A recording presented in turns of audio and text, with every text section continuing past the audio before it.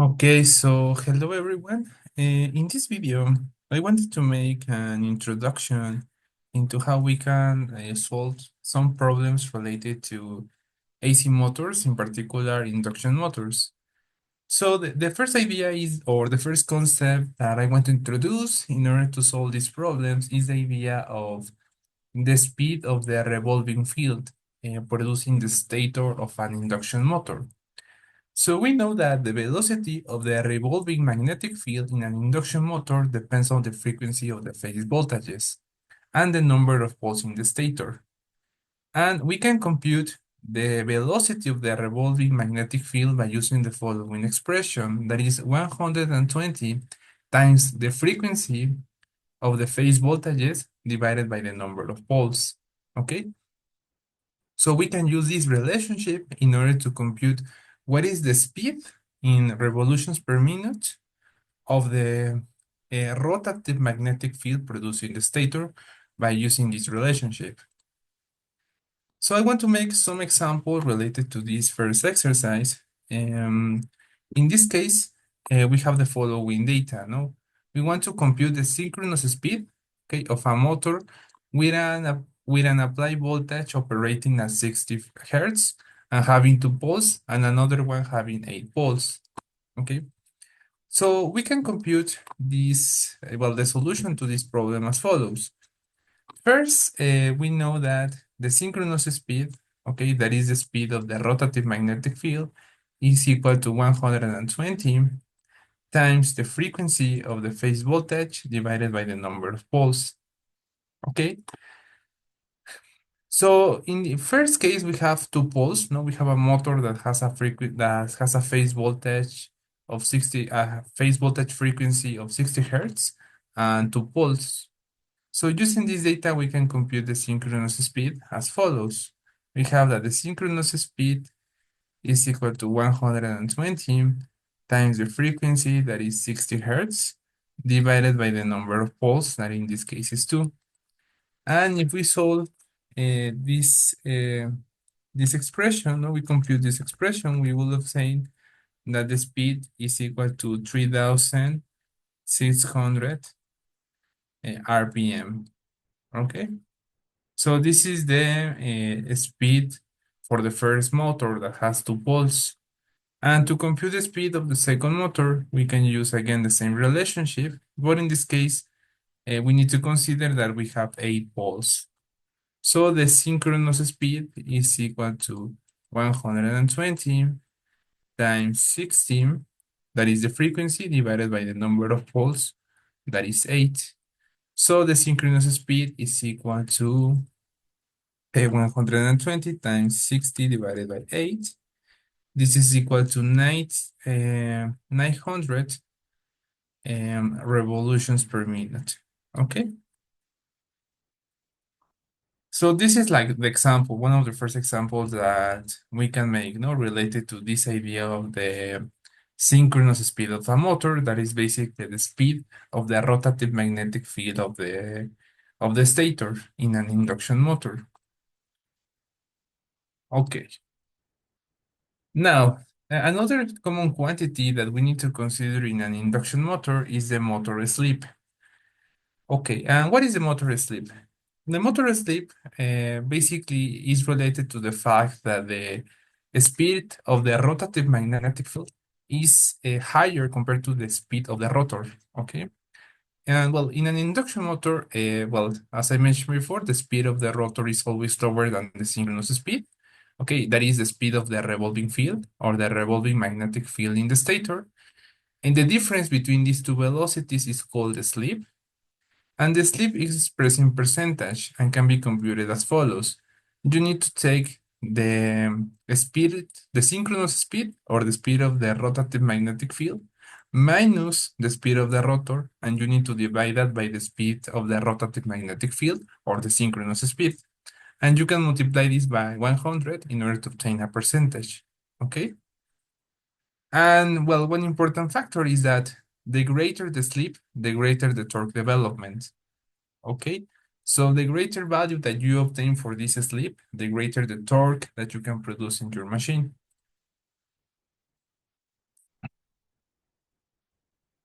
Let's continue. Well, we have the following example, no? Compute the sleep of an induction motor having a synchronous speed of 900 revolutions per minute and a rotor speed of 185 revolutions per minute. So we need to compute the rotor sleep. We can compute the motor sleep as follows, no? We have that the percentage of sleep is equal to the synchronous speed minus the rotor speed divided by the synchronous speed, and we need to multiply this by 100 in order to obtain the percentage. So we have the data, no? We have the synchronous speed, that is 900, and also we have the rotor speed, that is 885 revolutions per minute. So we can plug in these values into this relationship, and we can compute directly the motor sleep. So the motor sleep is as follows. We have 900 revolutions per minute minus 885 revolutions per minute divided by 900 revolutions per minute, and we multiply this by 100. And this is the percentage. So the motor sleep is equal to 1.66%. Okay? This is the value of the motor sleep according to the data that we have. That is basically representing in percentage, no? What is the difference between the rotative magnetic field of the stator and the rotor speed? Okay, but because in an induction motor, these two velocities are different. No, that's why we call the induction motors asynchronous motors. Let's continue. I have another example prepared here. Yeah, it's quite similar to the previous one. And in this case, we need to compute the rotor speed of an induction motor with a synchronous speed of 900 revolutions per minute and a slip of 1.7%, no, 1.7%. So we have the same relationship. We know that the motor slip in percentage is equal to the synchronous speed minus the rotor speed divided by the synchronous speed, and we need to multiply this by 100. But we have now the percentage of the slip, that in this case is 1.7. We know the synchronous speed, that is 900 minus the speed of the rotor divided by the synchronous speed, and we need to multiply all of this by 100. The main takeaway from here is that we need to solve this equation in order to compute. Well, we need to solve these equations for the speed of the rotor, that is this variable, in order to compute, in order to solve the problem. So if we solve this equation for the rotor speed, you will notice that the rotor speed is equal to, just 1 minute, 884.7 RPM. No, this is the speed of the rotor according to the data that we have.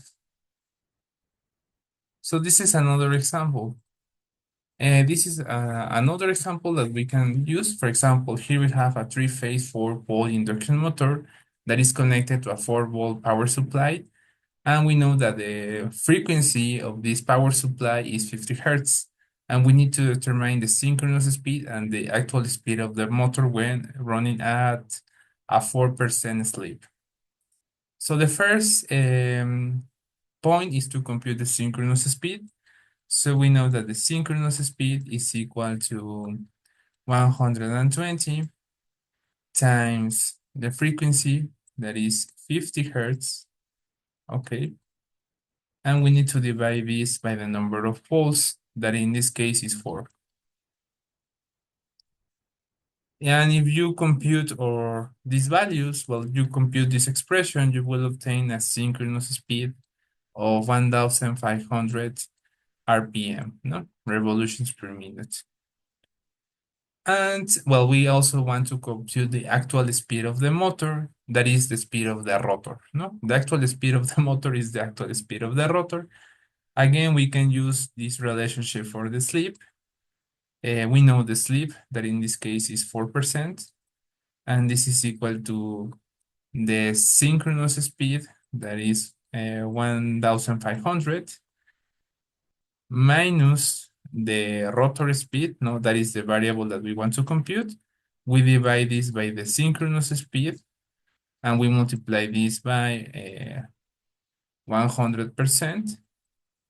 And if we solve this equation for the rotor, you will obtain the following, that the speed of the rotor is equal to 1,440 revolutions per minute. Okay, this is the result for the actual speed of the motor, no? That is the velocity of the rotor. Okay. So these are some basic examples into how you can compute this information related to the slip of an induction motor, and also how you can compute the slip, or how can you compute the velocity of the rotor based on the slip of the induction motor. Okay. And well, now we will be using this information in order to analyze from an electrical point of view the induction motor. For that, we have the following equivalent circuit. Here we have the phase voltage, okay? Remember that we have three phases, no? Three phases because we have a three-phase, or we typically analyze a three-phase induction motor. And we use this resistor and this inductor to model the electrical behavior of the stator.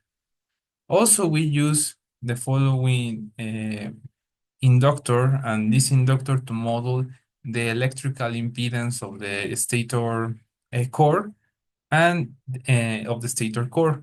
Okay, so we are using these two inductors that are in parallel in order to model the electrical resistance of the core of the windings in the stator. And you know that the intention of the stator is to produce or induce a voltage. Okay, so this voltage or the induced voltage in the rotor due to the stator is modeled through this variable E sub R. But at the same time, we know that the rotor is inducing a voltage in the stator, and we can label this as E sub 1. Okay, and also we have that the rotor has, well, the rotor is basically a conductor, no, that can be copper. And we can also model the electrical behavior of the rotor by using an inductor and a resistance. This is one way to express the equation for the rotor, but also we can say that the resistance of the rotor depends on the slip of the motor. So that is quite interesting because this model is basically telling us that the electrical resistance of the of the rotor depends on the slip, no, of the slip of the induction motor. So this is quite a complicated electrical model that we can use in order to compute or analyze the electrical behavior of the induction motor, no? But also we want to find a simplified version because here we need to analyze two circuits, no? One circuit for the stator and another one for the rotor. But we can simplify this analysis if we, well, before that, well, this is like the way in which we can model, no, the electrical behavior of the motor. But at the end, we are also interested in knowing how much of the power that is provided, the electrical power that is provided to the motor is converted by the rotor into mechanical power. No, we want to know how much mechanical power is generated by the induction motor, no, based on the provided electrical power. No, we want to find this relationship. But you can see here that in this electric circuit, we have a lot of power losses. No, because the resistance of the stator will consume energy, and also the resistance of the rotor will consume some energy. So we want to know how much energy, okay, or from the one that we provided, no, well, how much electrical energy that we provided is converted into actual mechanical power, no? That is the main intention of the motor, no? Converting this electrical energy into mechanical energy. So we can use the following diagram, no? This diagram basically relates the power flow and losses of an induction motor. So the power that is provided to an AC motor, in particular an induction motor, is equal to the square root of 3 times the terminal voltage times the line current times the cosine of theta. And this cosine of theta is basically, this theta is basically the difference between the phase angle of the voltage minus the phase angle of the current, okay? And if you remember, this is basically the relation of the power factor, okay? So we can know how much electrical energy we are providing to the motor if we take the square root of 3, you multiply that by the terminal voltage and the line current, and you multiply these three quantities by the power factor of the motor. But you can see here that, well, we have some energy losses or power losses. For example, this input power, some of the power that we are introducing into the motor will be lost by the stator copper loss. Okay, that is basically the power that is lost due to the electrical resistance of the stator.